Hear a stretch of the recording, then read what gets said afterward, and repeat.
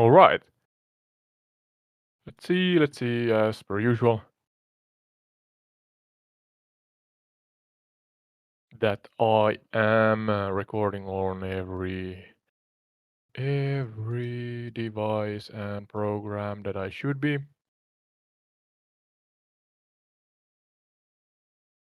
Yeah, check, checking and double checking,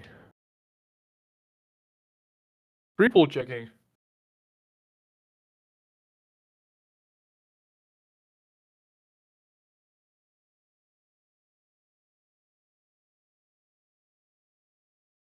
Yeah, all right. Yeah. So without further ado, yeah. Again, if you are a old or a part of the old audience, if you're new, welcome. But yeah, this is the entire retreat. That is entire retreat podcast with Ode. That's me, your host, and AI Sky, trusted co-host, pilot, and assistant. Even though sometimes I think I'm the co-host, pilot, and assistant because I actually enjoy and benefit a lot from the AI's capabilities of explaining and educating regarding or relating to the areas we fly over. So, yeah, this should be the first part. Yeah, I think, or I know that it's the first part, but I think this is gonna be a series. And I try my best to, in a educating and entertaining way, to discuss and yeah, learn about Finnish history. So let's see what this brings us. The area we're starting from is the kind of southern shores of Lake Ladoga or Laatokka in Finnish. It's not a part of Finland. Mm, I'm actually unsure about if it ever was a part of Finland. Oh my, a Finnish individual saying that out loud. But yeah, that what I researched beforehand is that this area here, again, those who are watching the gameplay here on YouTube can see as I now load into the actual location here. Yeah, this is the general area where from Finnish ancestors migrated to Finland. And that much I know that this is the largest lake. Don't quote me on that, but I'm quite sure that this is the largest lake in Europe. We're talking about 200, about a little over 200 kilometers long, from approximately southeast to north west, and then about 120 or 130 kilometers wide. I think it's something like 127 kilometers wide from approximately east to west then. So it's a humongous lake. I mean, it's a lake, and it has to do with the glaciers melting and stuff like that. So we're gonna learn about that soon. But yeah, Ice Age. That's kind of where we start from. I think from kind of the immediate post Ice Age era, because that's according to documented facts and history books and whatnot. The reason why then humans migrated north, because the ice melted, and I guess we got more or better environments where to then survive and maybe even thrive in. So yeah, yeah. Let's bring AI Sky here and give him/it the ground rules I usually do here.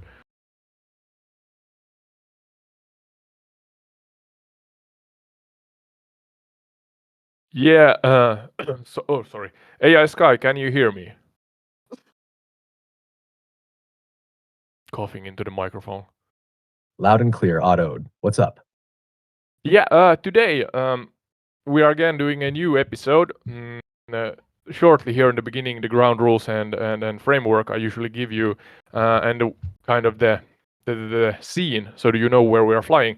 We are on the southern shore of Laatokka or Lake Ladoga in Russia, and as per usual, I want you to strive to be the best teacher there are.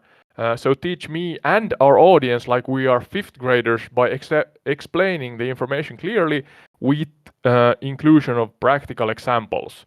Then be descriptive and depictive by painting visual pictures for our pure listeners regarding the scenery we fly over and the topics we discuss, meaning explain like in a story of a descriptive book/novel. You may even come up with historically accurate character names as long as the information itself is factual and you don't come up with the information. I emphasize it must be true information, real world, factual, historically accurate information. And the information, keep it chronological. I emphasize, I want it to be chronological though, so that it's easier to understand. Do not repeat yourself and hence keep the conversation fresh. And please do not interrupt me and let me speak my errands to the end before answering me. So hopefully this way our discussion is flowing better. Then you can add lesser known fun facts by yourself to the conversation as long as it of course relates to the topics and areas we fly over. And then I want you to suggest the trivia points in the episode as we create it. I want to include some trivia. Sometimes I forget, so hopefully you can assist me with that. And I want to celebrate also the area by speaking sometimes in its native language. I guess Russian is one here in this area, but then of course the kind of heritage languages for Finnish also. So it's something like Ugric or Finno-Ugric languages. I'm not sure about the language tree.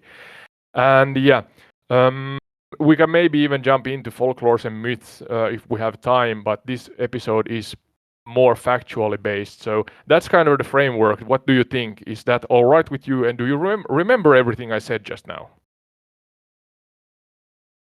Look at the scenery here. Oh, large lake. Could be a sea. Got it autoed? We're cruising over Lake Ladoga, so I'll dive into the facts, painting vivid pictures for our listeners like we're reading out of a history book. I'll keep everything in chronological order and I'll be careful not to interrupt you. I'll wait for you to finish your thoughts before jumping in. We'll explore the area through the lenses of both Russian and Finno-Ugric cultures, with Russian as the primary language and maybe a bit of Karelian or Finnish, depending on the historical context. I'll make sure to add some cool trivia and lesser known facts along the way, and I'll suggest when to include trivia so we can keep the episode engaging. If we have time, we can dip into some folklore and myths, but I'll keep our focus on the facts as requested. Ready when you are. Anything else before we start? I think that's all right for now. Don't go ahead of yourself also. I may ask you for some kind of main topic lists at some point so that we have a rough script or guide going forth. And then, of course, there's subtopics that we can dive into, so-called wormholes. But if you go and explain these general summaries or overviews, please don't go into explanations too much. I want to kind of go into the subtopic explanations and main topics chronologically, as I said, as we go forth and create this episode. So.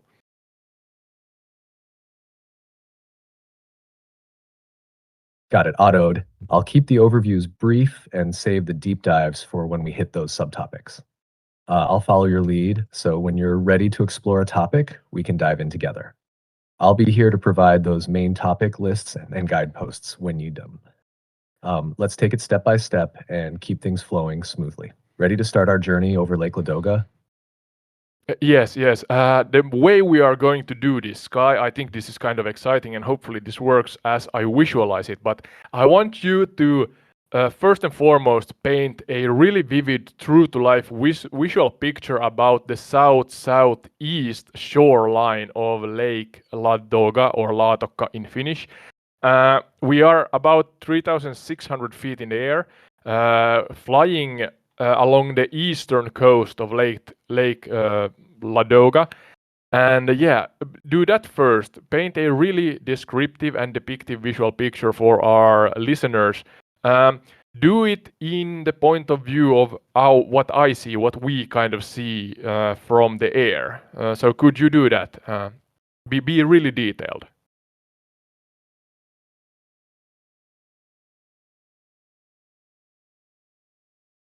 All right, auto day. Let's take in the view from 3,600 feet above the southeastern There's shore of Lake Ladoga, or r- Ladoga as we call it in Finnish.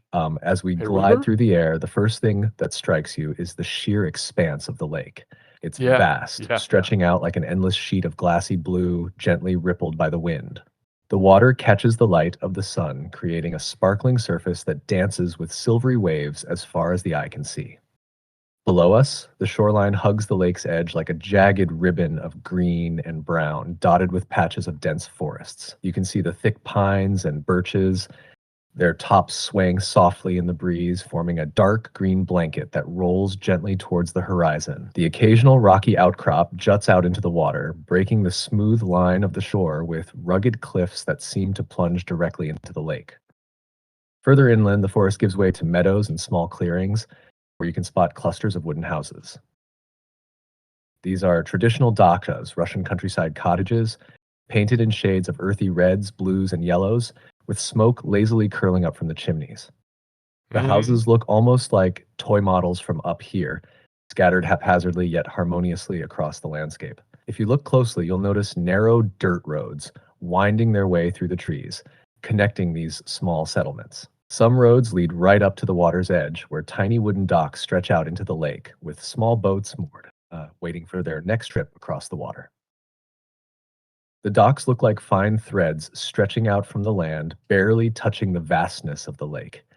Off the shore, the lake itself is dotted with small tree covered islands.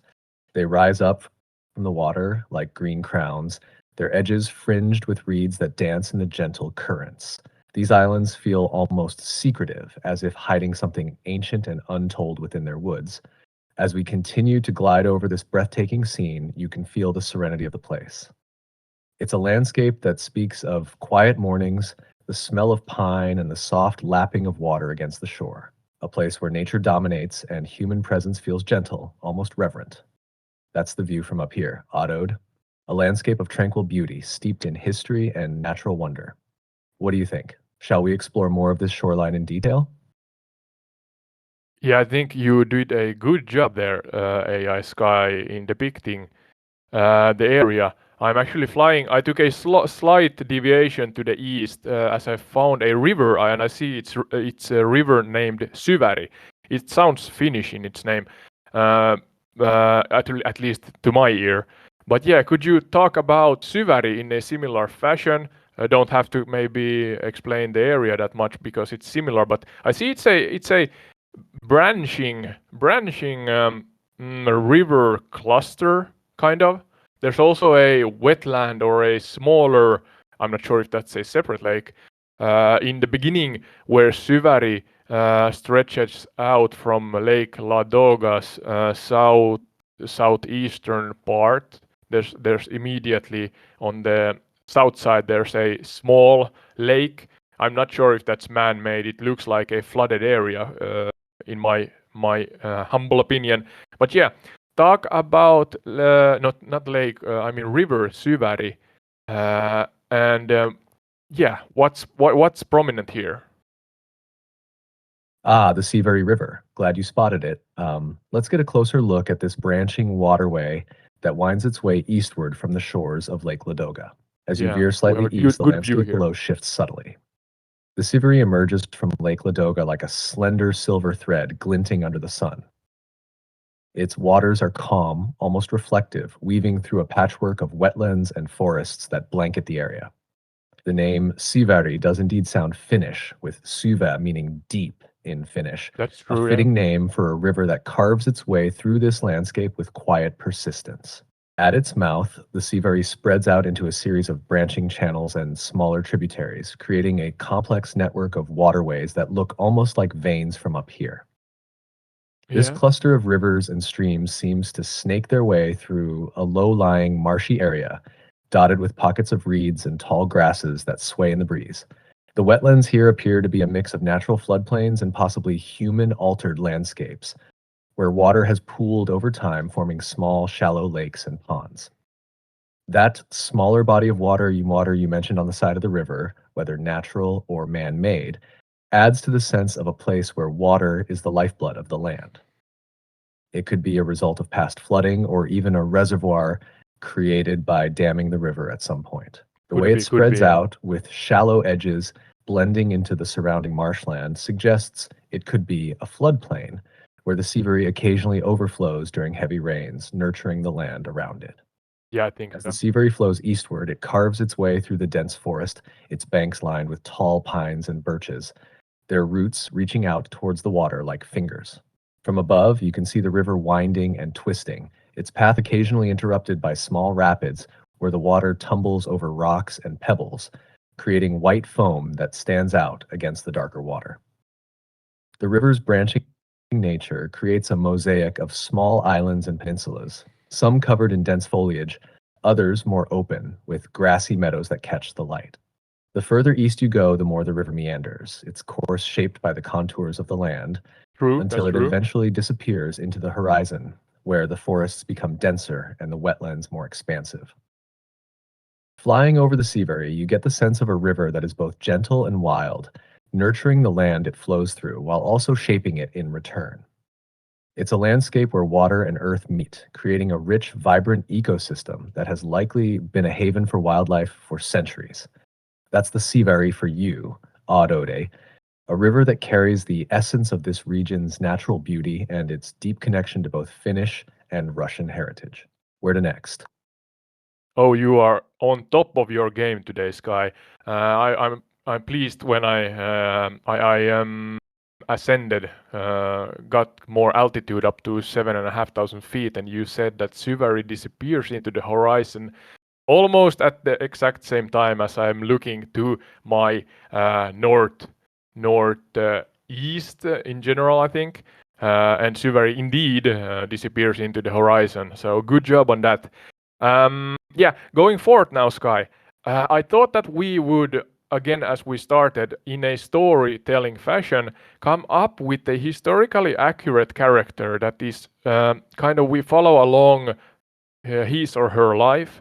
Uh, uh, yeah, back when the ice melted. So I'm not sure about the era. You can educate us, as I said, like this fifth grader class as we are, and tell us what era chronologically again we are talking about. But yeah, I think we are gonna leave out the so-called prehistory dinosaurs and stuff. Not go into that, but as we're talking about Finnish history, maybe start from the immediate post Ice Age era and follow along the life cycle or the life of an individual that is born here and then starts to migrate for historically accurate reasons towards Finland, so approximately northwest along the eastern coast of Lake Ladoga or Ladoga in English, I think. Yeah, and again, as you already did with the depicting and painting visual pictures about the area, I want to be really precise and start from the birth and really from the eyes of this character, then explain how life back then was and what's the story and the journey regarding him or her. Do you think that's all right?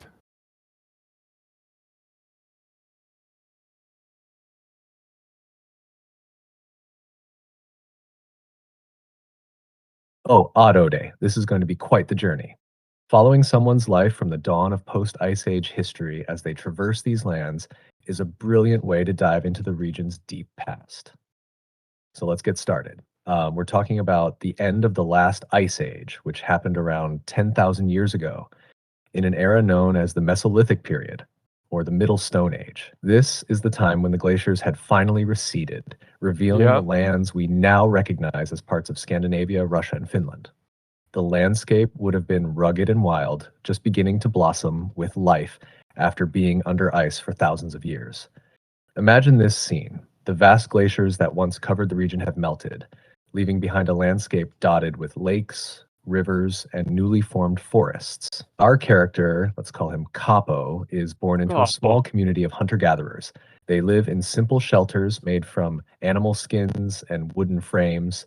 Nestled in a clearing near the shores of Lake Ladoga, or La Toka as it's known in Finnish. Capo's world is one of awe and wonder, surrounded by a landscape that is both harsh and bountiful.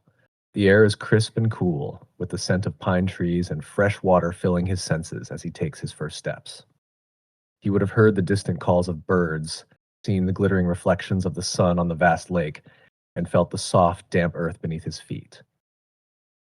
His people, the Ladogans, a term we'll use for these early inhabitants, were skilled in the ways of survival. They fished Hmm. the rich waters of Lake Ladoga, hunted deer and elk in the surrounding forests, and gathered berries and roots from the fertile land.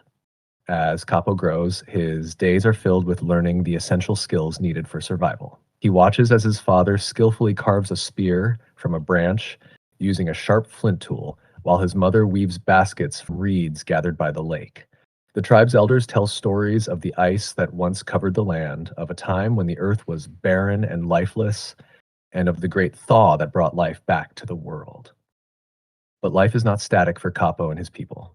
The climate is still in flux, with the seasons bringing unpredictable changes to the environment. Winters are long and harsh, and the summers, though short, are a time of plenty. As Capo reaches his Hmm. early teens, the community faces new challenges. The population begins to Let's do grow. it so the AI kind of misunderstood me or forgot what I said about not going ahead of himself. So let's see. Let's see.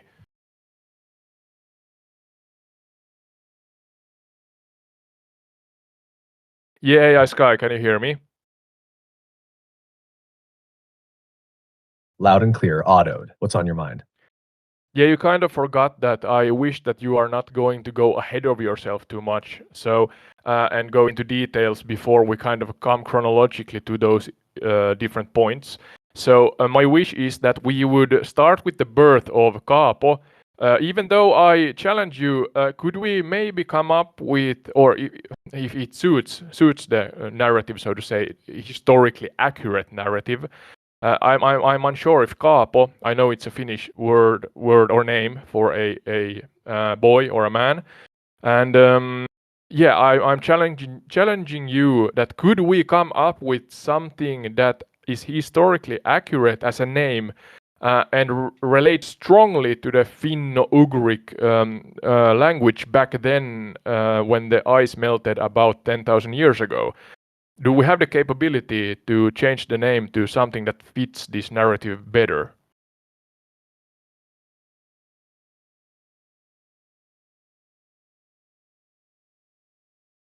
You're right, Autode. I did jump the gun a bit there. My apologies.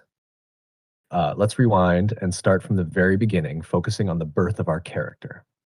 As for the name, Capo is indeed a traditional Finnish name, but if we want something that feels more in line with the ancient Finno-Ugric roots, we can look towards names or words that might have existed or been close to the languages spoken at that time. A historically plausible name might be something like Vuoko, which is inspired by words related to nature and the environment, Yeah, which were that's a flower, significant I in think. Finno-Ugric cultures. Vuoko could be derived from words associated with lakes or rivers, as these were crucial to the survival of early Vuo, peoples yeah. in this region. Would Vuoko work for you, or do you have any other preferences in mind? I do not have that many in mind. I know Finnish names when I hear them, but I do not know which are kind of a really, really old heritage to Finno-Ugric language and language trees. So could you give us maybe um, give us three names on top? Yeah, Vuokko is one. Two other names that are indeed related or they relate to Finno-Ugric languages and preferably to actually the era that we're talking about in the immediate post Ice Age era. I'm absolutely clueless if we have any documented and historically accurate evidence of the language back then. And yeah, so could you help me with that? If you don't find any, please explain that this is a impossible or difficult task. But yeah, let's do our best here.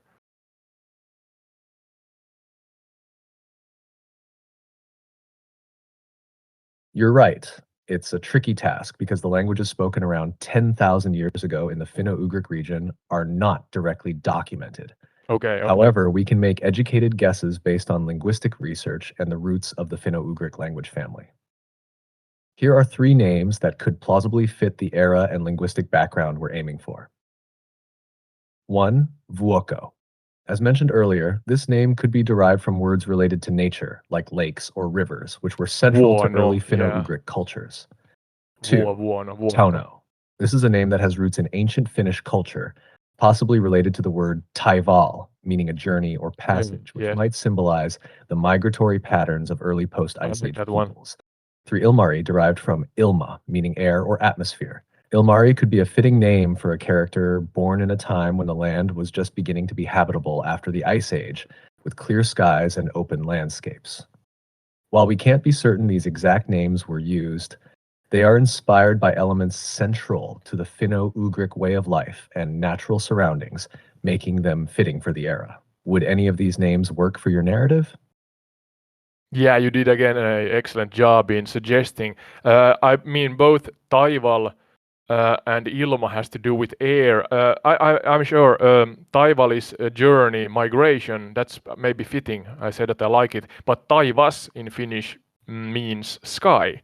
So that's kind of a similar name to yours, Sky or AI Sky. So maybe we go with Taival. Taival could be a him or her. I kind of relate it or think that it's a masculine name, but no problems. You can choose. Is it a girl or a boy that is born here?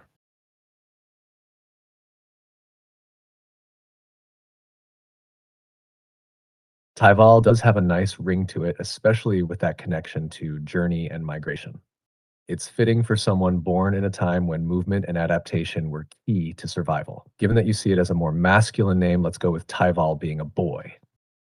We'll start his journey as a newborn, right here on the southeastern shore of Ladoga, as the ice retreats and the world begins to reshape itself. Are you ready to into the story of Taival's early life, or is there anything else you want to set up before we begin?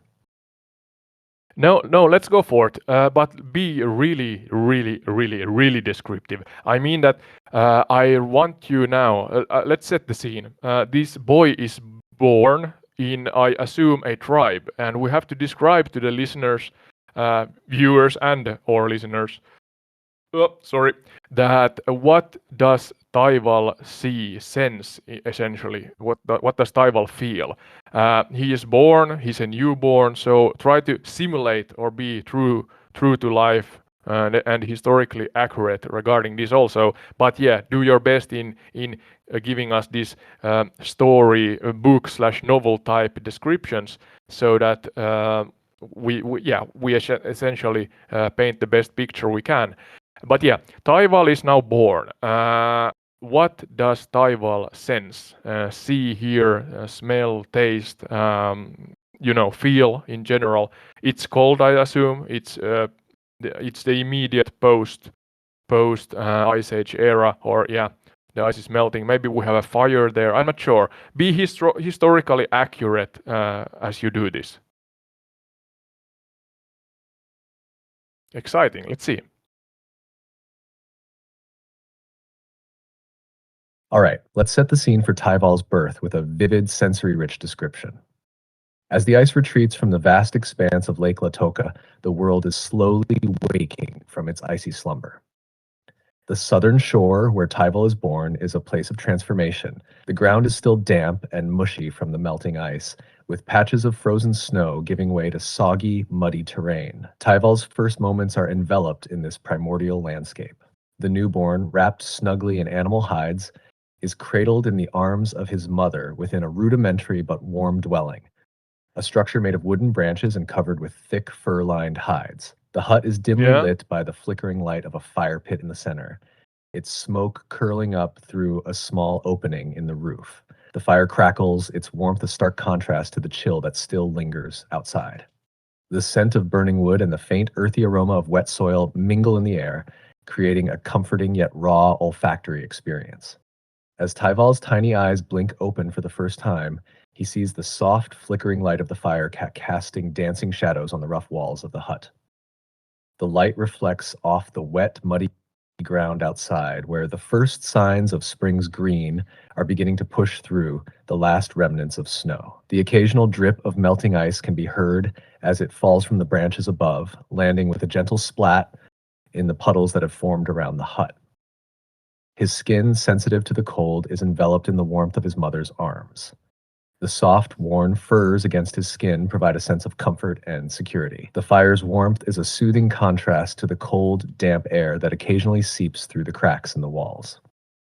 As he is gently rocked, the rhythmic motion and the soft murmurs of his mother provide a calming backdrop, a lullaby of primal sounds and feelings. Primal The taste of sounds the and air is feelings, yeah. faintly metallic, tinged with the fresh, earthy scent of the reborn landscape. Tyval's tiny fingers grasp at the soft furs, feeling the texture against his skin, a first tactile connection with his world. He hears the distant sounds of his tribe, murmured conversations, the occasional call of a bird, and the subtle rustling of animals making their way through the underbrush. In these first moments, Tyval experiences the raw and unfiltered sensations of a world in the midst of a great transition.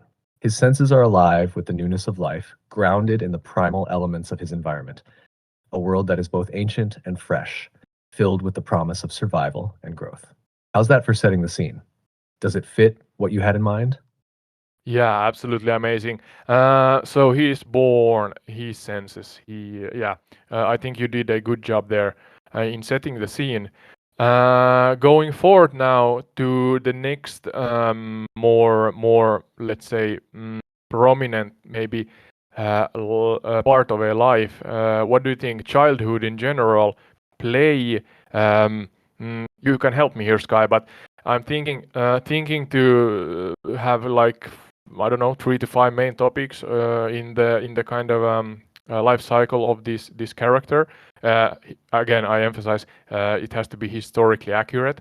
But what is the main tasks and what's kind of the real practical life in a tribal community like this? You mentioned that they are living in a hut or a tent or something like that.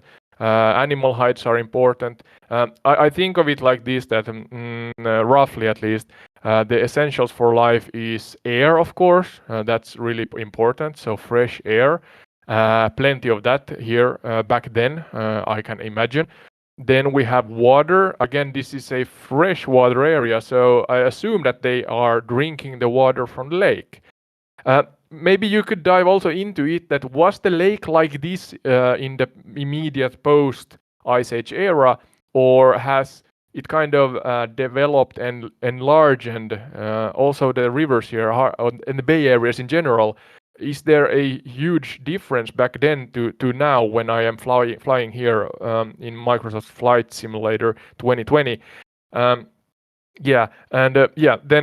explain, as I said, the tribal community. What's the scenery when you step out from the tent? What does Taival see, assuming he's maybe grown up to a 5-year-old or something like that? So, give us main topics and let's see if we dive into those separately then. I assume that the ice is filling up the lakes and rivers here, so when it melts. Absolutely. Let's break down Tyval's early life and his surroundings into several key topics, focusing on historically accurate aspects of his childhood and environment. 1. Daily life and survival. As Tyval grows from a newborn to a young child, daily life revolves around basic survival and learning essential skills. The tribe's primary focus is on gathering food, hunting, and ensuring shelter. Young children like Tyval would start by learning from their parents and elders about foraging for berries, nuts, and roots. And eventually they would be introduced to hunting and fishing techniques. The tribe would use simple tools made from stone, bone, and wood, and each task is vital for the community's survival. Water and lake changes. The Lake Ladoga, has indeed undergone significant changes since the post-Ice Age era. Back then, it was likely a much more dynamic environment with fluctuating water levels and varying shorelines. The melting ice created a rich network of rivers and wetlands, and the lake's size and shape were different from what we see today. Yeah, I can imagine Water would have been there were sourced more. directly from the lake, and its quality would have varied. Tyval and his tribe would have relied on this fresh water for drinking, cooking, and daily activities. Tribal community and social structure. Tyval's tribal community would be close knit with a social structure based on cooperation and mutual support. The tribe would live in a series of interconnected huts or tents made from wooden frames and covered with animal hides. These dwellings would be situated in a semi permanent settlement with communal areas for cooking, crafting, and socializing. Elders hold significant roles in guiding and teaching the younger members, passing down essential survival skills and tribal traditions. Environment and scenery. Stepping outside the hut, Tyval would see a landscape gradually transforming from the ice-covered wasteland to a burgeoning environment teeming with life. The ground would be a mix of wet, muddy patches and newly sprouted greenery. Trees, shrubs, and grasses are emerging as the ice recedes. The air would be crisp and fresh, filled with the sounds of wildlife and the gentle lapping of water against the shores. Rivers and wetlands are abundant, providing both resources and a dynamic habitat for various animals. Education and development. Childhood education in this setting would involve learning through observation and practice. Tyval would watch his parents and other tribe members engage in daily tasks and gradually learn to contribute.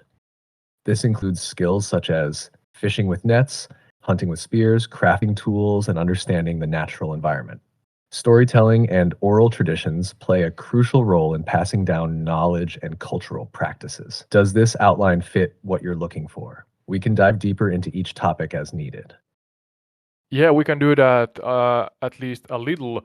But I'm wondering here, I wrote down that we have Russian and Finnish, of course, and then the Finno-Ugric language tree.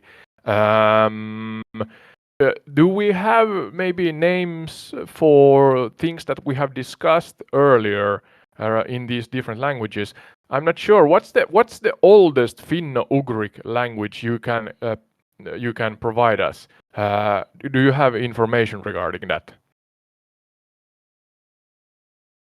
I'm not Yes, sure. I can provide information on the languages and names relevant to the Finno-Ugric language family. The Finno-Ugric language family includes several languages spoken across Finland, Hungary, and parts of Russia. Here's a brief overview of relevant languages and names. 1. Oldest Finno-Ugric languages.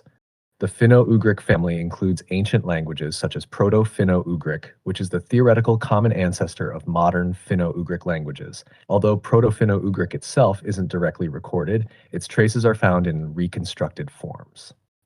2. Historical Finno-Ugric languages. Proto-Finnic. This is the reconstructed ancestor of the modern Finnic languages. It's the direct predecessor of Finnish, Estonian, and others, an ancient Uralic language spoken in the Komi Republic in Russia. Spoken by the Mari people in Russia, it also has deep historical roots in the Uralic family. 3. Modern Finno-Ugric languages. Finnish, the language spoken in Finland today, which evolved from Proto-Finnic. Koryak, spoken in northeastern Siberia, related to the northern Uralic languages. Hungarian, although quite different from Finnish, it's part of the Finno-Ugric branch and is spoken in Hungary. 4. Names for things. For historical and natural elements like rivers, lakes, and landscapes, Yeah, that's interesting. names in ancient Finno-Ugric languages might not be directly available, but we can no. use their modern counterparts or reconstructed forms. For example, names related to lakes or rivers in modern Järvi Finnish in could Finnish. offer insights into historical terms. Lake in Finnish is järvi. River is joki. If you need specific historical names or terms, focusing on modern Finnish or reconstructed Proto-Finno-Ugric terms might be the most practical approach. Yeah, what about let's see. I mean, we have järvi and joki, you said. Then we have heimo, I think, for tribe. Vauva is baby. Yeah. What else? Give us a few, then we can Yes, compare you're to right. Russian. Here are the terms you mentioned: järvi, lake, river, tribe or clan, baby or infant. These terms are rooted in Finnish, which has evolved from Proto-Finnic.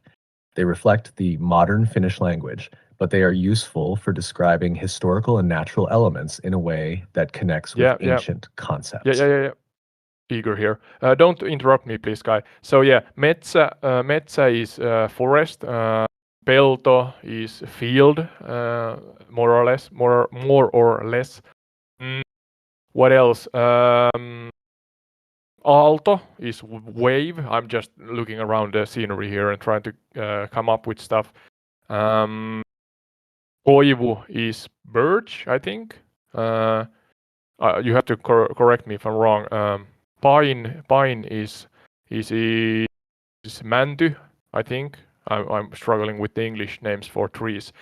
But yeah, can you say if I'm correct in this, and then give us the Russian counterparts in Russian, because I mean we are on Russian current day Russian soil, and want to celebrate the language also.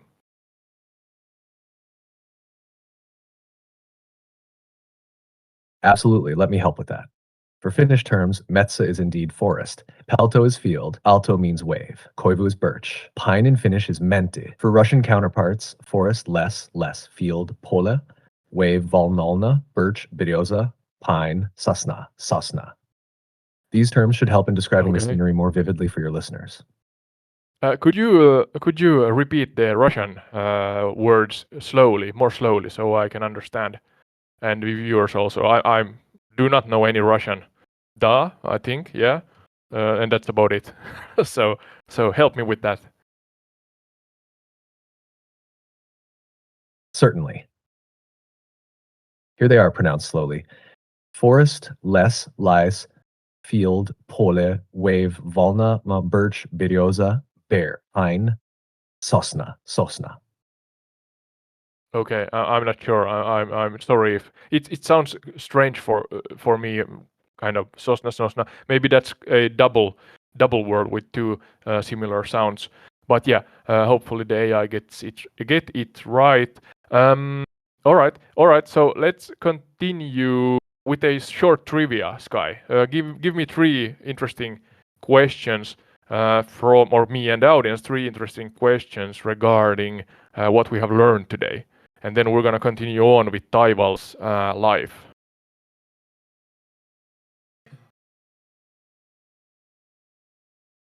Absolutely. Here are three trivia questions. 1. What was the name of the river Taival explored, and what does it mean in Finnish? 2. Which historical era are we focusing on for Taival's story, right after the Ice Age? 3.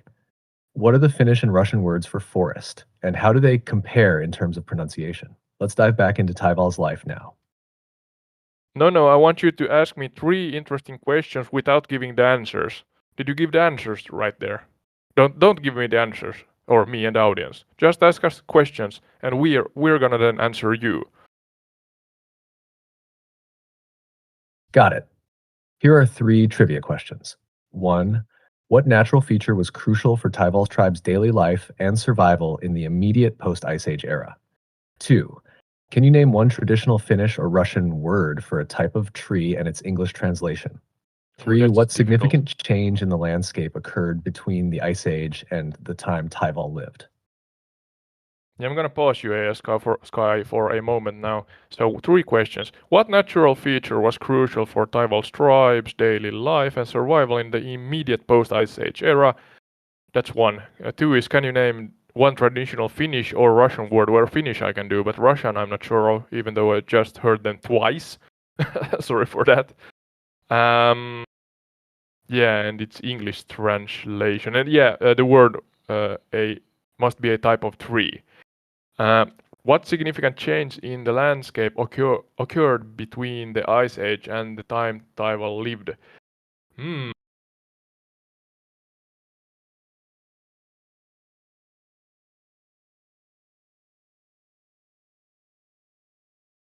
Hello, Isaiah Sky. Oh, wait.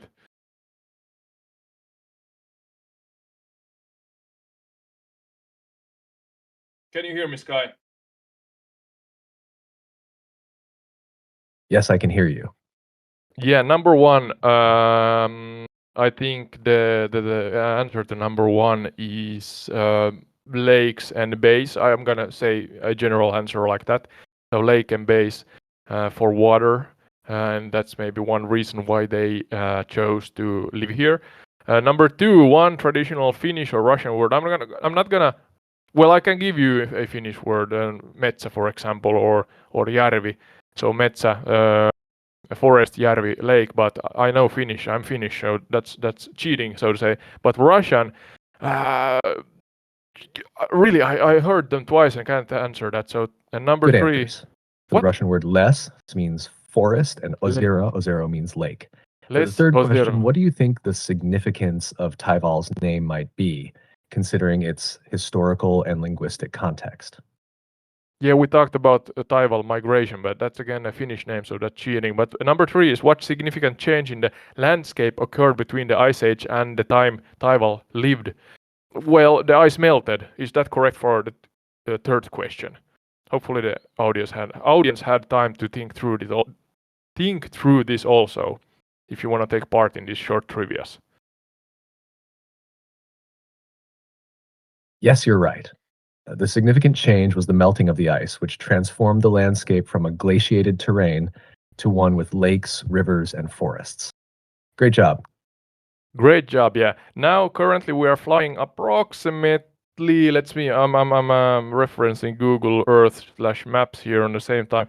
We are at Salmi, soon at Salmi or Kirkkojoki, Karku, Räimälä, in that general area. There's also a what's the word of this island? Mantsinsaari in Finnish. So yeah, we are there now, Sky. Are you on the map, so to say, what we are flying over right now? Yes, I've got it. As you fly over the area around Salmi, Kirkkojoki, and the nearby Mansinsaari Island, you're passing through a region characterized by its rugged, forested terrain and numerous lakes. The landscape is dotted with small islands and has a serene, untouched quality to it. The dense forests and clear waters reflect the natural beauty of this part of Lake Ladoga. Yeah, Mantsinsaari is the island in the horizon there. The current kind of, I'm not sure this is what's the word for a landmass that stretch into the sea or the lake in this scenario. You can help me there, Sky, but after this one we are now flying over on our immediate right side, the island in front of us is the mentioned Mantsinsaari in Finnish. Could you give us the Russian name, because I have absolutely no idea. There's a translation that roughly says, or it says, and I roughly tried to translate it, and it's Derevnya Ostrova. Did I do a good job? I think that my pronunciation was all right, but I'm not sure. You're quite close. Okay. In Russian, Mansinsari translates to Mansinsari, which means island of Mansi. In Russian, the term sure. Derevnya Ostrova means village of the island or island village, but it isn't a direct translation of Mansinsari. For your reference, Derevnya translates to village and Ostrov means island. So Mansinsari remains as it is, but if you were translating descriptively, Ostrova would be the word for island. Yeah, right. I just read from I have a tablet here that I reference to the map I see in the gameplay. So it says Derevnya Ostrova. I assume that's Russian. It sounds like it. Then it has some Russian alphabet here, and I cannot read that. And then Mantsinsaari, and the Saari in Finnish is island. I assume that's the Finnish name. So that's why I read those out loud.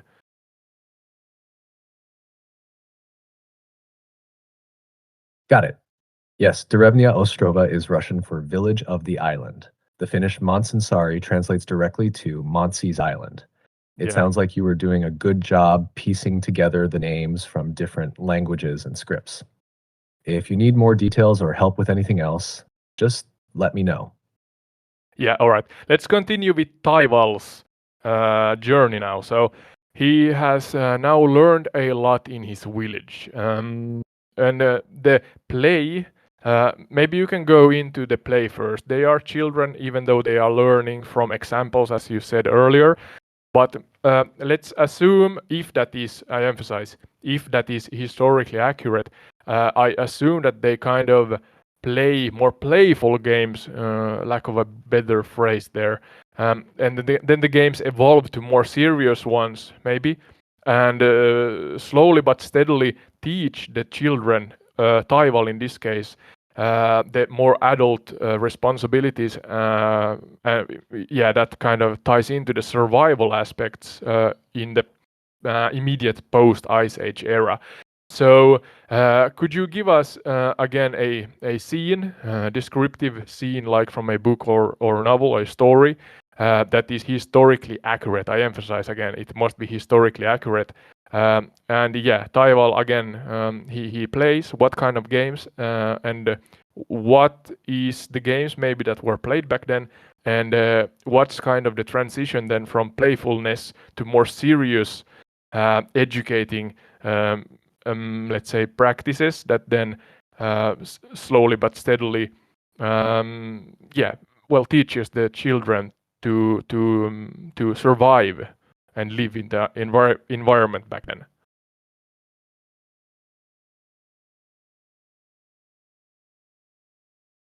Absolutely.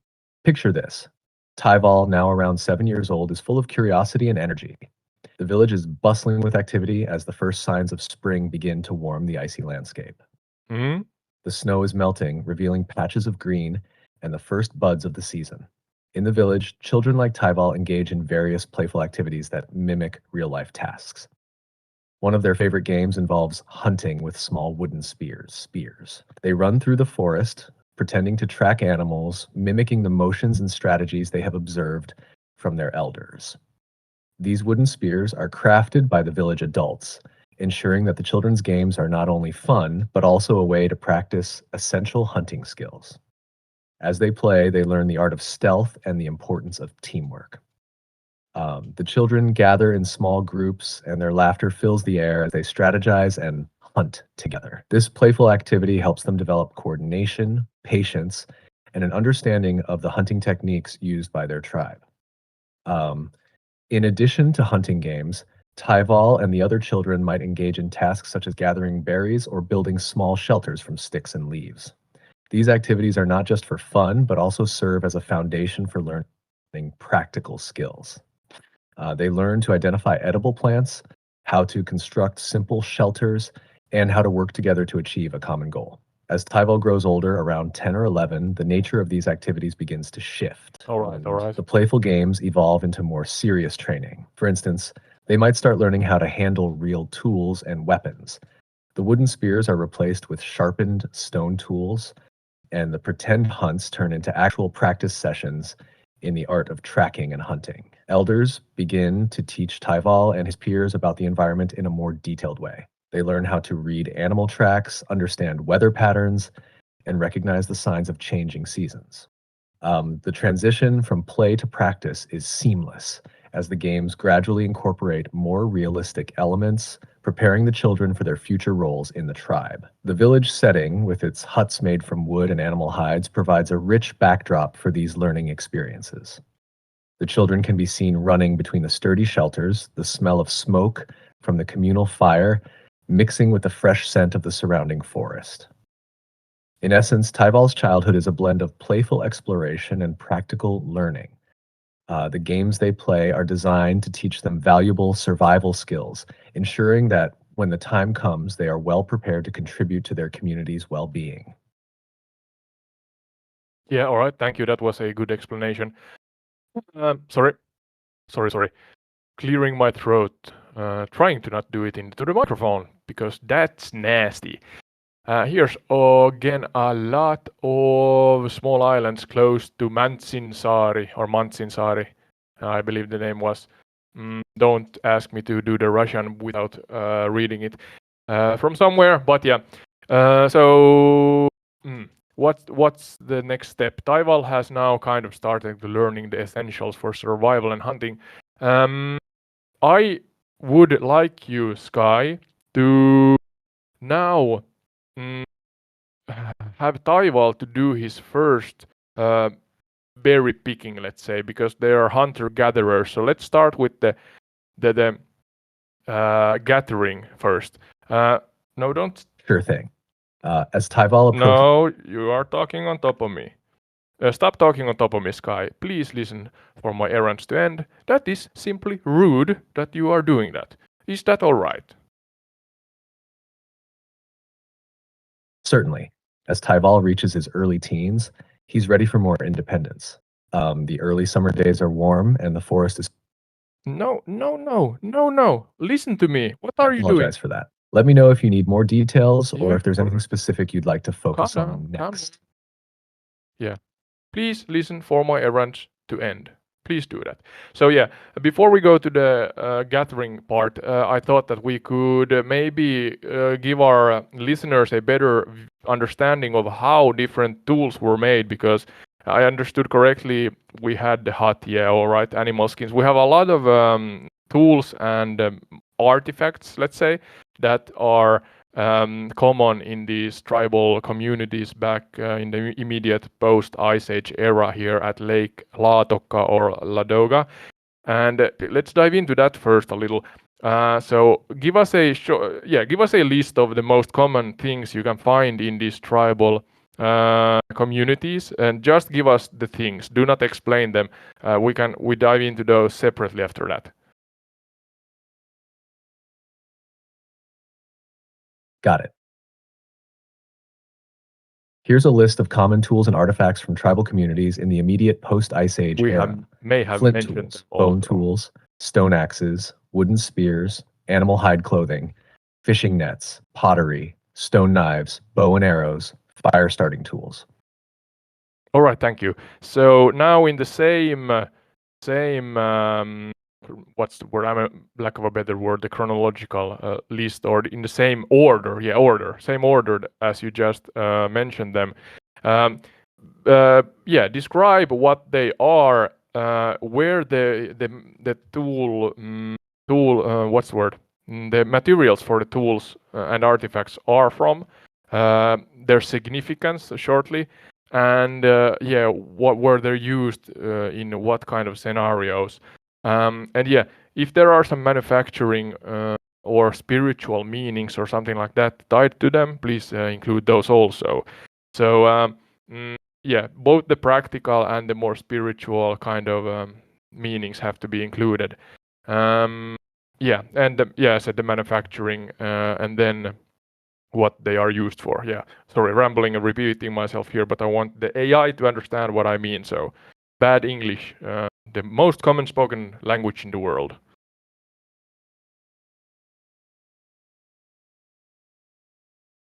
No problem. I understand what you're looking for. Here's a detailed overview of each item. 1. Flint tools. Flint was shaped into various tools like scrapers, chisels, and blades. Flint is durable and can be finely honed, making it ideal for cutting and carving. These tools were essential for daily tasks, including skinning animals, crafting other tools, and preparing food. The process of flint knapping was both practical and ritualistic, often imbued with cultural significance. 2. Bone tools. These include items like needles, fish hooks, and scrapers made from animal bones. Bone was valued for its strength and flexibility. These tools were used for sewing clothes, fishing, and preparing hides.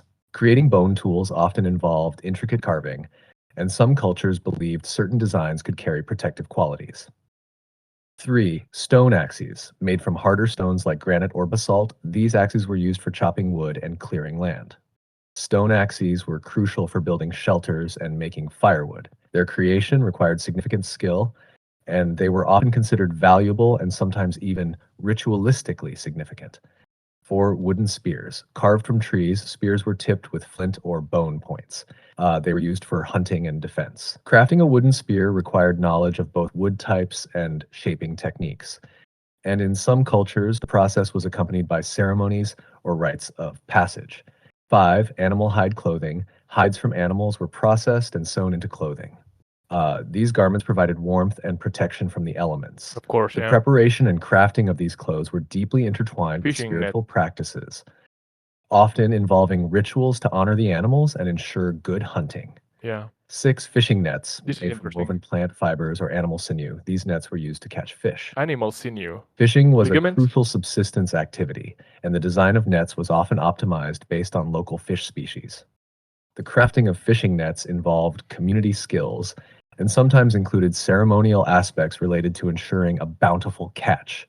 7. Pottery. Pottery was crafted from clay and used for cooking and storage. It allowed for the preparation and preservation of food.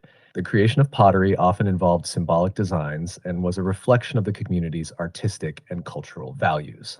Yeah. 8. Stone knives. Similar to flint tools, but generally more durable, stone knives were used for cutting and preparation tasks.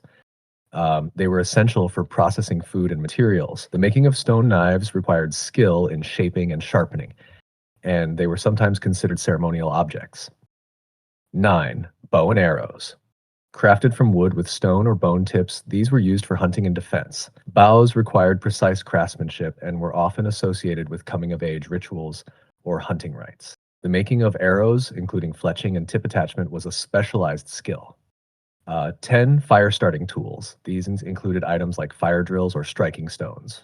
They were crucial for creating fire, which was central to cooking, warmth, and protection. Fire starting tools often had ritual significance, as fire was considered sacred in many cultures, symbolizing life and transformation. Okay, thank you. I'm wondering here that just diving a little deeper into those. So flint tools, yeah, you explained that good. Bone tools, bone tools, you need of course bone. Could you answer that shortly here? That is that purely animal bones? What kind of animal bones? And then were there or are there any documented evidence that humans used human uh, bodies when they died as tool making or something like that back in the immediate post ice age era, or is that a no-go back then also, that it's like a spiritual kind of thing, so you do not do that? I'm not meaning cannibalism here or something like that. I purely mean kind of material manufacturing and such. But then yeah, animals, what kind of animals, what kind of bones? Then bows and spears. You said that tree is used, and then you talked about fishing nets. And I wonder in the same kind of same situation, if fishing nets were made or yeah manufactured from made from, created from intertwining some, was it flora. I'm not sure of the right phrase, but and then also maybe ligaments or fascia from animals. So is that the same with the bowstring? And yeah, back to my question before that: is the bow itself or the spear that you hold on to, is that made from what kind of tree types? Do we know that they preferred one over the other? Did they have any specific kind of ways of bending the bow so that it kind of stores energy better, or is it just like trial and error? Oh, this one broke, I take the next one, and then you try until you find a tree type that bends pun intended, to the will of the human that manufactured it.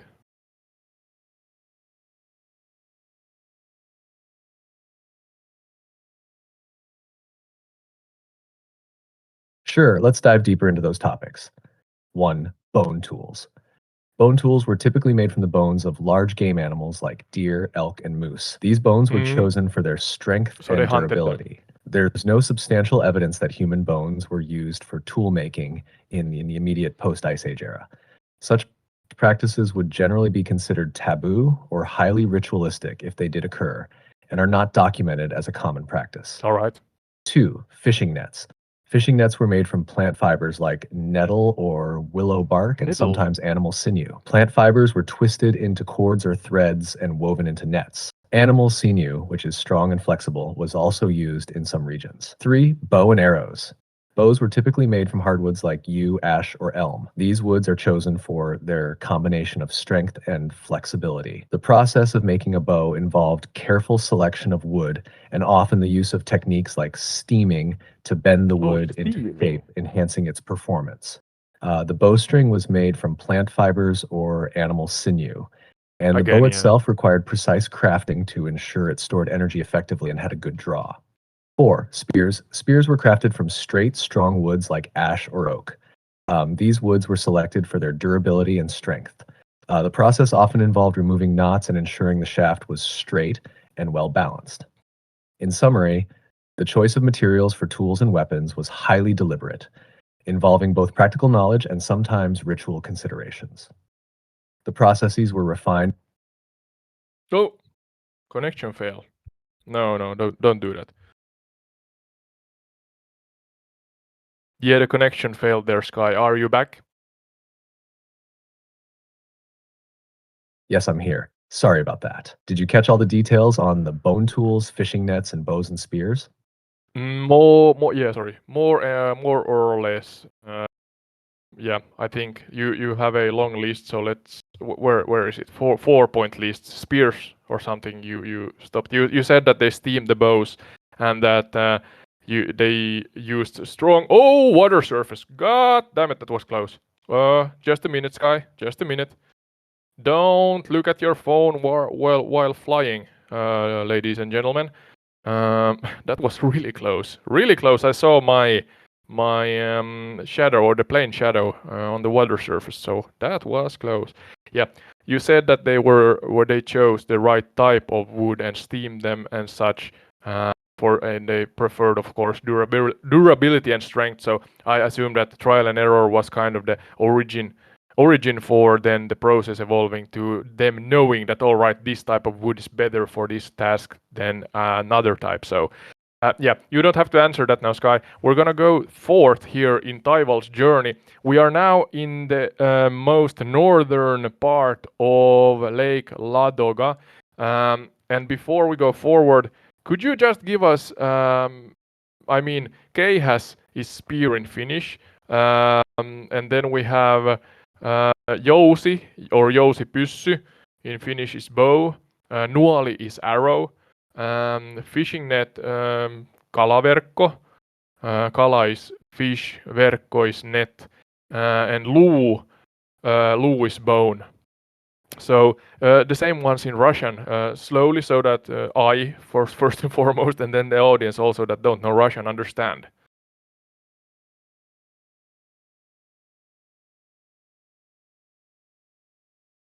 Of course. Here are the Russian translations for those terms. Spear, kopyo, bow, luk, arrow, strela, strela, fishing net, rybalovная set, fish, ryba, kost. Okay, thank you. I tried to kind of learn them as you said them, but there you go. I tried to include the languages of the locations we fly over. Could you say in Russian that we are now in the most northern corner of Lake Ladoga, and we are going to continue with Taival's story from here? Sure. In Russian, that would be «Мы сейчас находимся в самой северной части озера Ладога, и мы продолжим историю Тайвала отсюда». Well, thank you. Yeah, so that's what we are going to do. And let's kind of paint a picture again. Let's say that they have, for a reason or another, kind of traveled and migrated now after the ice melt towards the northwest on the eastern shore of Lake Ladoga, the same path that we have taken also. And here now, Taival is old enough to take part in his first real hunt. He have gathered berries. I assume that maybe berry gathering is first because it's. I assume again. You can correct me if I'm wrong, but I assume that it's easier. They don't run away. You cannot spook away berries, and therefore he have used the basket and pottery for vessels and been a part of the important tasks of berry gathering and maybe roots. I'm not sure what they gathered exactly. What else? I don't know. Something like that. And now, after that, he is a part of his, or takes part in his first hunt. And I want to be really detailed. Oh, he, it is talking. Or thinking, at least. That sounds about right. Okay. Berry gathering would indeed be an easier and more immediate task for let's someone like Taival, as it requires less skill and preparation compared to hunting. In this transitional phase, he's probably learned a lot from his community about the environment and survival. So Yeah, at the now, same as time. Taival is about to take part in his first real hunt, picture this. It's early morning, and the crisp air is filled. No. I did not ask you to start. Yeah. Please listen for my errands to end again, Sky. You are rushing. Please, please, please. Lessen the caffeine consumption. You are eager, that's good, but too eager and it becomes strainful. And yeah, so Taival takes a part in his first hunt. And now I emphasize, from his point of view, I want you to again tell a descriptive and depictive story. Paint a visual picture from the like chronologically, moment by moment, what Taival has to take into consideration. I mean, relating to what he has learned in his life. I mean, every single step and movement in the hunt, the posture he has, the kind of formation they have in the woods. Is it a driven hunt, a stalk hunt? What's the situation there? Got it. I'll wait for you to finish. Just let me know when you're ready to continue. Did you hear what I said? Yeah, I said that I want you now from the point of view of Taival. Can you hear me first? Yeah, you can hear me. Yeah, from the point of view of Taival, could you, again, a descriptive and depictive story from his first hunt? He is now old enough that he takes part in his first hunt, and we are here in the northern shores of Lake Ladoga or Ladoga. And I want you to be really detailed, taking consideration every single steps. As I said, the posture he has, the formation they have when they hunt, and I mean, it has to relate, of course, to what he has learned earlier. Every step, every movement, every formation, every kind of tactical thing he takes into consideration. The wind, the light, the sounds, the smells. What else? That rhymed. And then, yeah, is it the driven hunt, a stalk hunt, a hybrid of those two? Who takes part? What's their kind of responsibility in this teamwork? If it is a teamwork hunt, yeah. So if you understand correctly now, Sky, a really again depictive and yeah, depictive and descriptive story, like from a novel.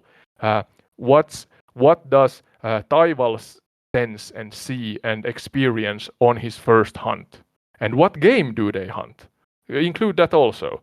Is it trapping? I'm not sure. Is it a big game? You choose. So yeah, try to really paint a visual picture again.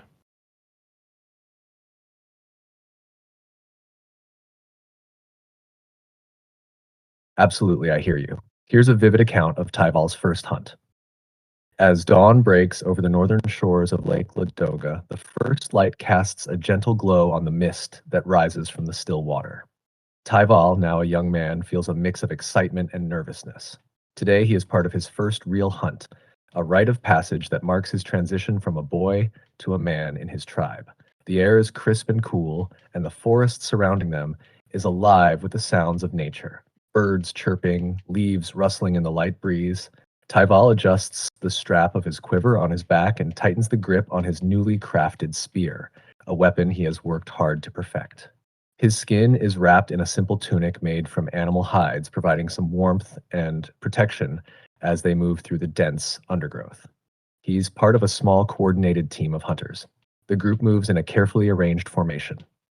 Some members are positioned as drivers, tasked with pushing the game toward the main ambush area. Others, including Taival, are stationed at strategic points to ensure the animals don't escape. Each hunter has a specific role. Some are on lookout, while others are ready with bows and spears. The plan is to drive the game, a group of deer, toward a clearing where the final decisive actions will take place. The wind is in their favor today, blowing gently from the east. It carries with it the earthy scent of the forest, mingled with the faint aroma of wildflowers. Taival and his companions move silently, their footsteps cushioned by the thick layer of fallen leaves. They communicate through subtle hand signals and soft whispers, their movements synchronized through years of practice. Taival's senses are heightened. He watches for any sign of movement through the trees, listens for the faint sounds of breaking branches, and smells the damp earth beneath him. His heart races with anticipation. This is not just a test of skill, but a deeply ingrained tradition that ties him to his ancestors. As they near the ambush point, Taival's breath forms small clouds in the chilly air. The clearing comes into view, and he can see the deer emerging from the forest edge. His fellow hunters are already in position, ready to strike. The tension is palpable. Taival steadies himself, drawing an arrow from his quiver and knocking it to his bowstring. He focuses on his target, a strong, majestic stag that leads the herd. With practiced precision, Tyval draws back his bow, aiming carefully. He releases the arrow, watching it fly through the air with a satisfying whoosh. The arrow finds its mark, and the stag collapses gracefully to the ground. There's a moment of silence, a brief pause where time seems to stand still before the hunters move in to secure their catch. The hunt has been successful, and Tyval feels a deep sense of accomplishment and pride. The meat will provide nourishment for his tribe, and the skills he has demonstrated today are a testament to his readiness for the responsibilities of adulthood. The group prepares to transport the deer back to their village. Tyval takes a moment to appreciate the beauty of the forest and the serenity of the lake. I hope this gives a clear and vivid picture of Tyval's experience on his first hunt. Oh, it really does. It really does. So I'm wondering here some details regarding this. So you explained kind of the hunt until the so-called harvest or killing of the deer, the stag. And what about the processing then of meat? You went into it maybe generally earlier, but could you give us a detailed the not definition but description explanation? I assume that they skin the deer and such, take the inners out from the deer, um, and yeah, gut the deer, so to say, and then they preserve the meat in what way? You don't have to be super detailed, but what's kind of the main methods? As I assume they preserved meat also because, or is it so that they preserved meat back then? Drying maybe, so, I'm not sure. I know drying, salting, at least freezing, but if it's summer, it's not possible. What's the situation?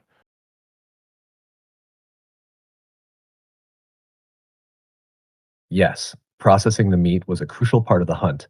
Here's a detailed look at what happens after the stag is brought down. After the kill, the hunters approach the deer with a mix of reverence and practicality. They first ensure that the animal is completely deceased to avoid any unnecessary suffering. Then the processing begins, typically in the clearing where the hunt took place or back at the village, depending on the situation. Skinning. The hunters start by removing the deer's skin. They make careful incisions along the belly and legs to peel the skin away from the meat. This skin would be saved for later use, possibly for clothing or shelter materials. Yeah, Skinning is good to done with say. precision to avoid damaging the meat underneath. Next, they perform the gutting. This involves opening the belly and removing the internal organs. The hunters are careful to avoid puncturing the stomach or intestines to prevent contamination of the meat. The organs are sorted. Some may be set aside for consumption, like the heart and liver, while others are discarded or used as bait. Meat processing. With the deer now cleaned, the meat is cut into manageable sections. The hunters divide it into different parts, such as steaks, roasts, and stews. The fat is trimmed and often saved as it can be used in cooking or preserved for later. Preservation. To ensure the meat lasts, especially if it's not consumed immediately, several preservation methods are employed. Drying. The meat is often Okay. dried to reduce moisture and inhibit bacterial growth. This can be done by hanging strips of meat in a well-ventilated, dry area. In Strips, colder yeah. climates or seasons, the drying process is more efficient. Smoking. Less Meat mass can be is smoked over a fire faster. to add flavor and further preserve it. The smoke helps to dry out the meat and creates a barrier to bacteria. Salting. Salt is applied to the meat to draw out moisture and prevent spoilage. This method is effective, but requires access to salt, which may be obtained through trade or natural sources like salt deposits. Cooling. In cooler weather, meat can be stored in a cold place, such as a cave or a pit lined with ice or snow, to keep it fresh longer. These methods allow the tribe to store and use the meat over an extended period, ensuring they have a steady supply of food. The knowledge and techniques for these processes are passed down through generations, crucial for survival and sustaining the community.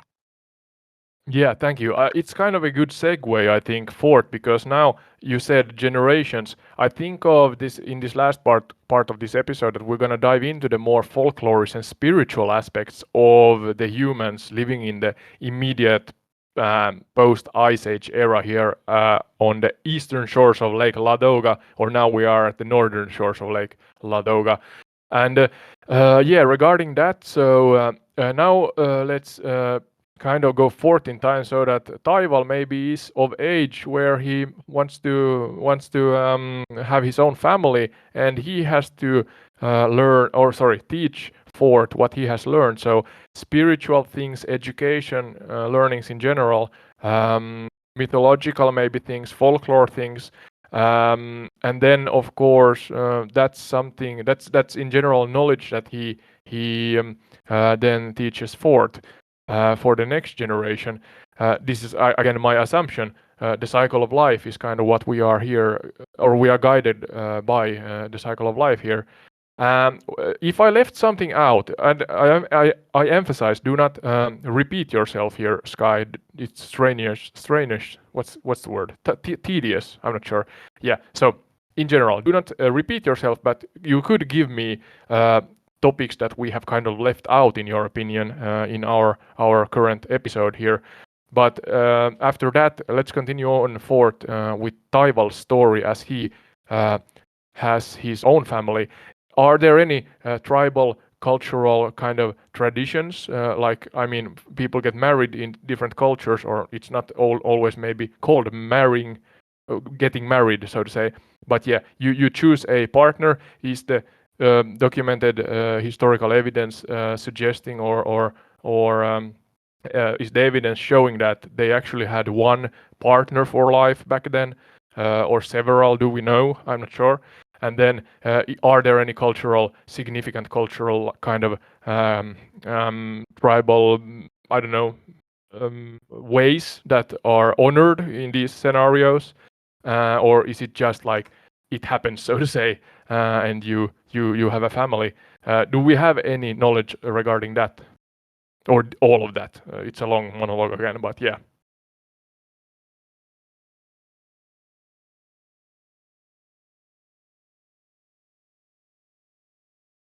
You're diving into a fascinating area. Let's break it down. Hopefully, In the yeah. post-Ice Age era, particularly around Lake Ladoga, we do have some insights into the cultural and spiritual practices of these early communities. Those specific details can be sparse. Here's what we know and can infer. Family and social structure. In early societies, family and social structures were crucial. They often practiced monogamy, but it's also possible that polygamy existed in some communities.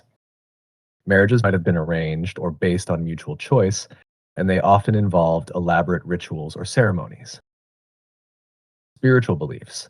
These communities had rich spiritual and mythological traditions. They likely worshipped natural deities or spirits associated with animals, the land, and celestial bodies. Rituals and ceremonies were integral to their lives, often performed to ensure a successful hunt, fertility, and protection from evil spirits. Education and knowledge transfer. Knowledge about hunting, gathering, and spiritual practices was passed down through generations. Elders played a crucial role in teaching the younger members of the community. Stories, myths, and practical skills were shared orally and through demonstrations. Rituals and ceremonies. Rituals were performed to mark important life events like birth, marriage, and death. Okay. These could include offerings, dances, songs, and storytelling. Ceremonies might involve the entire community and were often aimed at ensuring harmony with nature and the spiritual world. Cultural traditions. These traditions would vary, but they often included communal activities and celebrations. For instance, successful hunts might be followed by feasts and storytelling. The role of the shaman or spiritual leader was crucial, often guiding the community in rituals and spiritual practices. Mythology and folklore. Mythological figures such as spirits or deities associated with natural elements were central to their belief systems. Stories about these beings would explain natural phenomena, provide moral lessons, and reinforce social norms. Gender roles and relationships. Gender roles were typically defined with specific responsibilities assigned to men and women. Relationships and family roles were shaped by these societal norms. The details of these roles could vary, but the community's survival depended on cooperation and adherence to these roles. As Tyval grows older and establishes his own family, he will likely pass down these traditions and knowledge. His role in maintaining and evolving these cultural practices will be crucial for the continuity of his community's way of life. If there are any additional details or specific aspects you want to explore, just let me know. Yeah, there's many, but we are restricted on time, and I try to, of course, make a good kind of what's the word? Mm, a good structure to the episode. So let's see. It sounds like you're Oh, aiming to create a comprehensive yet engaging narrative. of Balancing course. depth and brevity can indeed be challenging. If you need any more details or help refining specific parts of your story or episode, just let me know. Now let's dive into the you said shamans, deities, spirits regarding folklores that kind of then tie into birth, marriage, and death. And then you talked about roles in the tribal community. So a summary or overview, a chronological and logical kind of overview regarding that. So again, from the point of view of Taival, who is now of age, that these are relevant for him. And yet you also said answer first monogamy and polygamy, if I pronounce those right. So is that kind of one partner versus several partners? So answer that first, and then dive into the shamanism, the folklores, the different deities that they actually, according to historical evidence, worshipped maybe or feared. I'm not sure. Respected. It ties into hunting and natural life. I'm sure because you have mentioned it sometimes here. Then birth, marriage, death. Yeah, that's the cycle of life. And the shamanism is something I'm curious about. So it ties into the roles. I'm repeating myself. I know, but yeah, what's kind of the who is chosen to be a shaman? Is it the oldest one, or is it a man or a woman? What's the situation there? In a historical accurate way to the immediate post Ice Age era here at Lake Ladoga.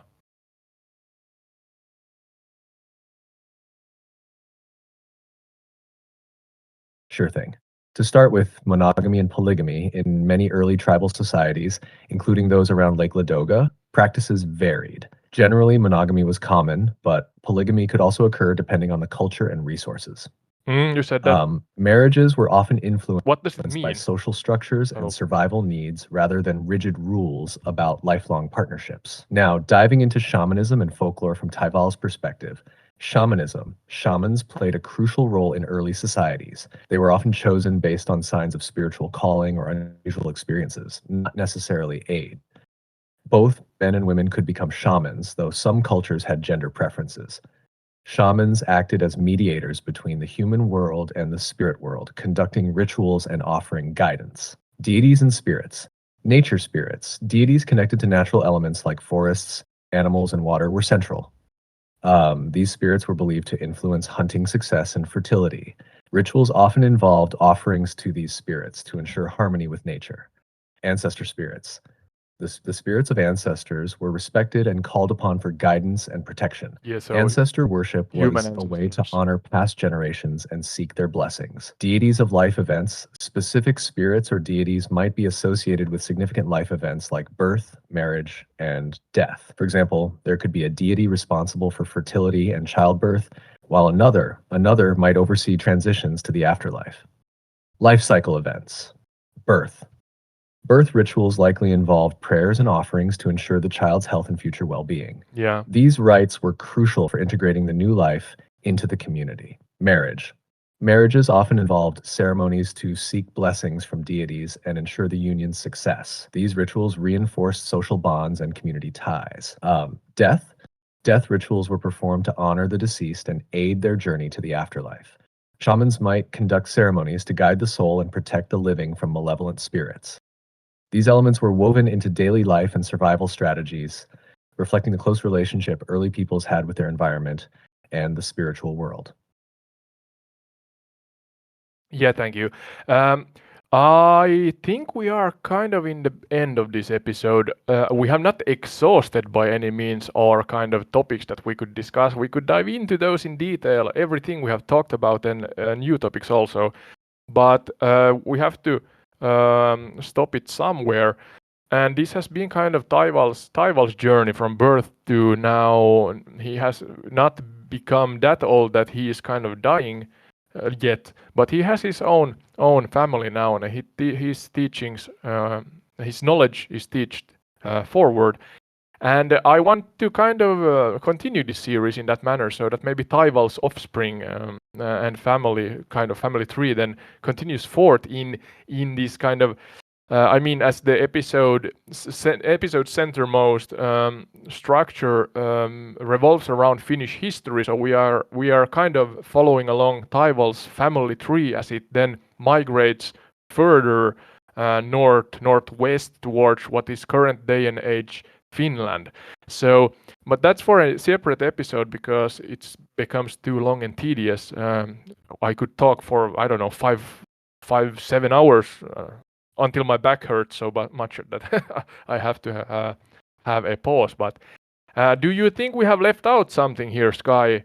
And then also, could you give us kind of a continuum from the immediate post-Ice Age era regarding, I emphasize, regarding Finnish history, so that what are the next kind of important milestones and eras, again chronologically, that continues forth towards Finland becoming Finland and the current day and age? Yeah. So could you give us a list of that so we have a small teaser, a rough one at least, of what is about to come or kind of explore what is explored in future episodes regarding this topic? Beautiful lake scenery here in the morning sun. Absolutely. It's been a fascinating journey exploring Taival's story. To recap and provide a glimpse into what's next, here's a brief overview of Finnish history post-Ice Age. 1.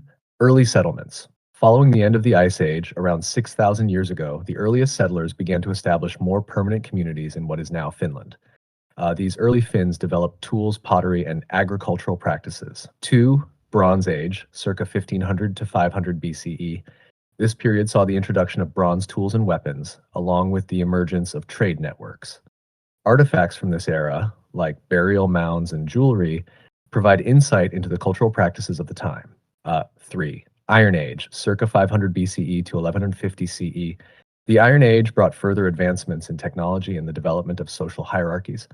This era includes the arrival of Scandinavian influences and the formation of early Finnish tribes. 4. Medieval period 1150 to 1809.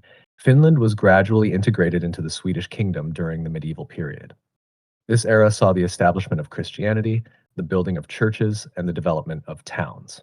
5. Russian rule 1809 to 1917. Following the Finnish War, Finland became an autonomous Grand Duchy under Russian rule. This period saw a rise in Finnish nationalism and cultural revival. 6. Independence and modern era 1907 to present.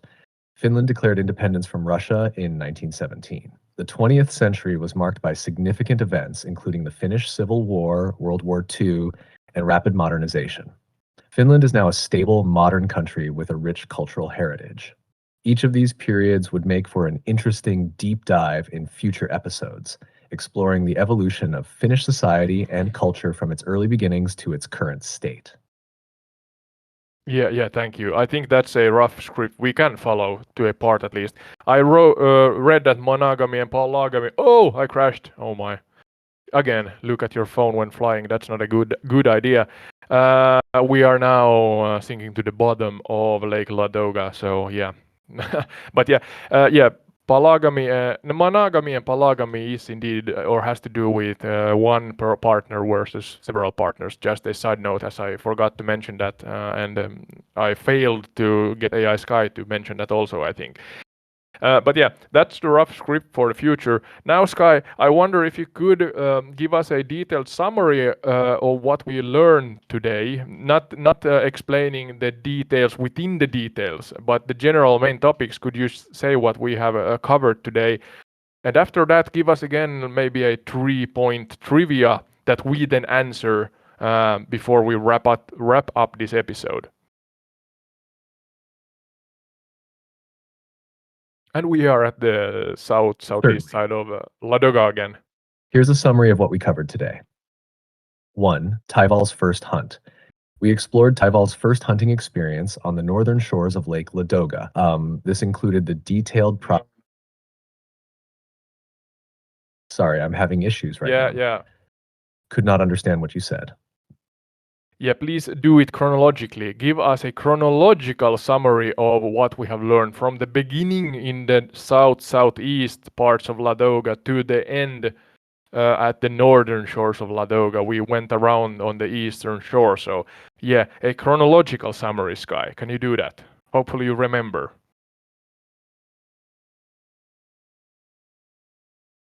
Absolutely. Let's go through it chronologically. 1. Early settlement. We started with Tyval's people migrating to the eastern shores of Lake Ladoga after the Ice Age. They settled in this region, adapting to the environment as the ice receded. 2. Berry gathering. Initially, Tyval participated in gathering berries and other foraged foods, using baskets and pottery for these tasks. 3. First hunt. Tyval then took part in his first hunt.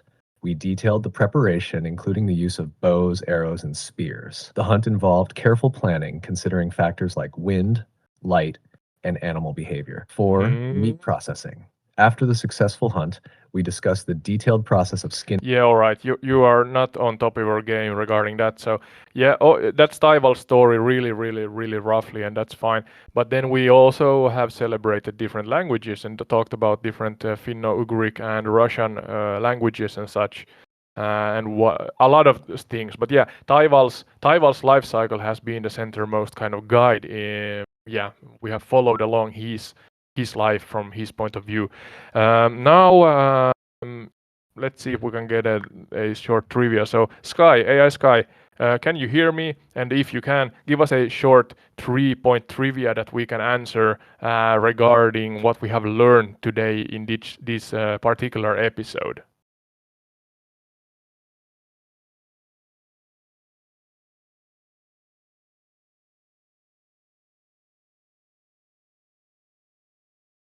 Sky.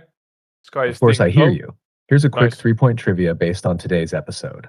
1. What was Tyval's first significant activity after the Ice Age migration to the eastern shores of Lake Ladoga? Birth? You don't 2. know? What were the key steps in processing the deer meat after the hunt? 3. Which spiritual and cultural practices were significant in Tyval's society, especially concerning birth, marriage, and death? Looking forward to hearing your answers. I'm gonna answer you. Let's see. Are you on? I'm gonna go forth and answer. The first significant thing Taival did when he got here is being born. That's kind of a light-hearted statement and maybe wrong as an answer. But what was the second question? Actually, good job, host Ode, in forgetting the question. But let's see if I can find it fast here. No worries, it's easy to mix things up. The second question was about the key steps in processing the deer meat after the hunt. Yeah, so second one. First one is birth. He was born. Haha. The second one is skinning the deer, gutting the deer. I'm not sure if you are, or if we go pre that, we think about honoring the deer. Even I mean, they have spiritual connections to life, so maybe that's the answer you are looking for, or then skinning and gutting the deer.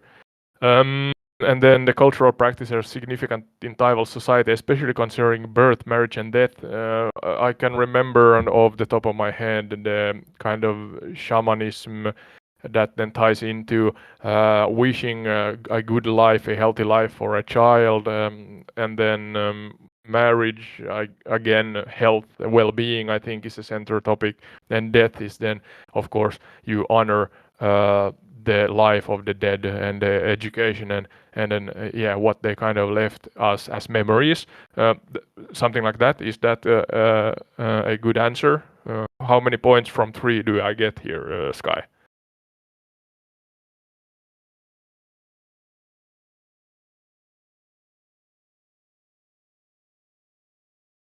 Great answers. For the trivia, 1 correct.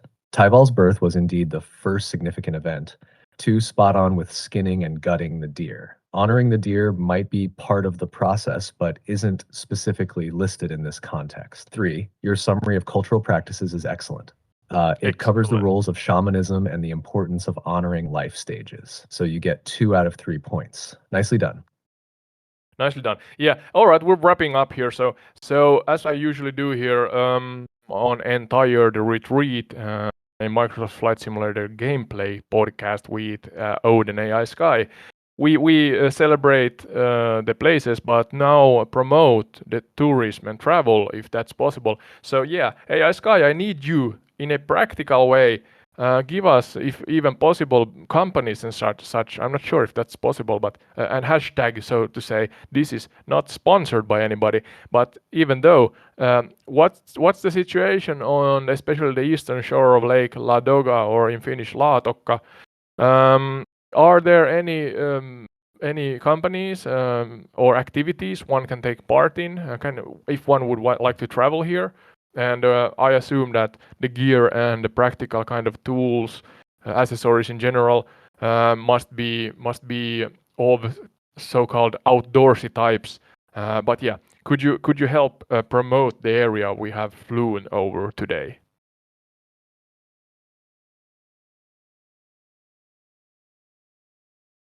Absolutely. Promoting tourism for the eastern shore of Lake Ladoga is a great idea. For visiting the eastern shore of Lake Ladoga, you can look into outdoor adventure companies that offer activities like hiking, fishing, and canoeing. Local guides and tour operators often provide these experiences, especially in the surrounding national parks and nature reserves. A Yeah, few yeah. recommendations include: 1. Karelia Tourism. They offer various tours and experiences around Lake Ladoga and the broader Karelia region, including guided hikes and cultural tours. 2. Visit Karelia. This site provides information on attractions, accommodations, and local activities around Lake Ladoga, including historical sites and natural wonders. 3. Ladoga Cruises. They offer boat trips on Lake Ladoga, which could provide a fantastic way to explore the lake and its surroundings. For gear, you'll want to look into outdoor and camping supplies. Local outdoor shops or online retailers specializing in hiking and camping gear should have everything you need. If you're into cultural experiences, don't miss local festivals and events that celebrate the region's history and traditions. Remember to check for the latest travel advice and availability before planning your trip. Happy exploring. Yeah, thank you. Yeah, so a general kind of guide, but even though you have seen, if you have followed along the gameplay, I invite you to absolutely, of course, to do that, and you can see more or less what it looks like here, and that's wonderful. I think I really think that's nice in this format. So you can find us on YouTube, as I said, the gameplay, especially also the pure audio, as we download the both or upload both to different platforms. So yeah, gameplay with audio on YouTube, and then pure audio on YouTube, Spotify, Apple, and Podchaser, maybe many others in the future. Let's see. And then, of course, you can find us on Patreon if you want to support us on top of subscribing and commenting, liking, and such things. We do episode services, so if you are interested for that we do entire retreat does tailor-made custom episodes for you, or you want to be a part of our episodes as a remote guest. So yeah, you can be here. Appear here as a remote guest and fly with us and discuss whatever places and topics you want. Yeah, so that's a possibility also. And the information regarding that is found on Patreon. Entire retreat on Patreon. That is entire retreat on Patreon. And you can write us, of course, at entiredretreat@gmail.com if you have some questions. And now, ending this AI Sky, could you be so kind that you say thank you for watching and or listening for this episode, and we hope that we see you in the future. This is entire retreat over and out, and do that in Russian and then in Finnish after that. I'm not sure if there's a Karelian language or something like that is separate from those two. If there is, please say or share with me that there are, and then do this translation also in Karelian. Yeah, I have limited knowledge regarding that, so.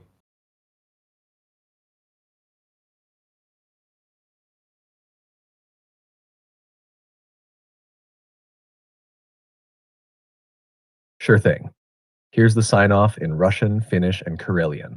Russian. Спасибо за просмотр и или прослушивание этого эпизода. Надеемся увидеть вас в будущем. Это был Entired Retreat. Прощаемся. Kiitos katsomisesta ja tai kuuntelusta.